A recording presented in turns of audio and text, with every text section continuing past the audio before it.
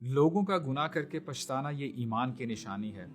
شیطان پھر بھی بندے کو تنگ کرتا رہتا ہے کہ اللہ تجھے کبھی معاف نہیں کرے گا۔ And some people exaggerate that I have committed every sin۔ میں نے کوئی گناہ چھوڑا ہی نہیں، تو کیا میرے لیے توبہ کے دروازے کھلے ہیں؟ Let's listen to this حدیث قدسی۔ فرماتے ہیں، یا بنا آدم، اے آدم کی اولاد، انک ما دعوتنی ورجوتنی غفرت لک ولا ابالی۔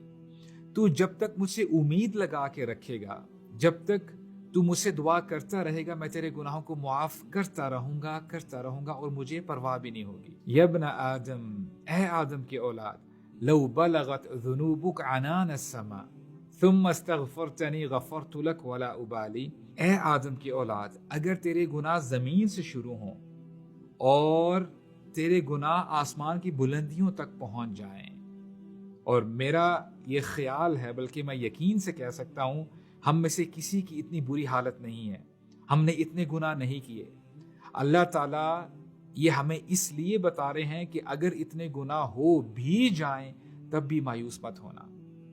اے آدم کی اولاد، اگر تیرے گناہ زمین سے شروع ہوں اور آسمان کی بلندیوں تک پہنچ جائیں، پھر تو اپنا ہاتھ اٹھائے، مجھ سے دعا کرے، اپنی جھولی پھیلائے، یا اللہ I have wronged myself، میں نے اپنے اوپر ظلم کیا ہے، یا اللہ پلیز forgive me، اے اللہ مجھے معاف کر دے، اے اللہ میرا آپ کے علاوہ کوئی بھی نہیں، اے اللہ آپ ہی میرے ولی ہیں، آپ ہی میرے پروٹیکٹر ہیں، آپ ہی مجھے بچا سکتے ہیں۔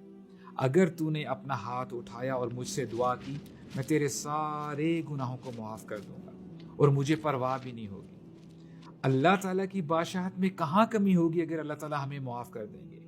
On the contrary، اللہ سبحانہ وتعالیٰ will be happy، اللہ تعالیٰ تو خوش ہوتے ہیں جب اللہ کا بندہ اللہ تعالیٰ کی طرف پلٹتا ہے۔ اور اسی حدیث میں اللہ تعالیٰ پھر فرماتے ہیں، یا ابن آدم لو اتیتنی بقراب الارض خطایا ثم لقیتنی لا تشرک بی شیئا لاتیتک بقرابها مغفرہ۔ اے آدم کی اولاد، if you were to come to me with the earth filled with sins، I will bring forgiveness that matches it۔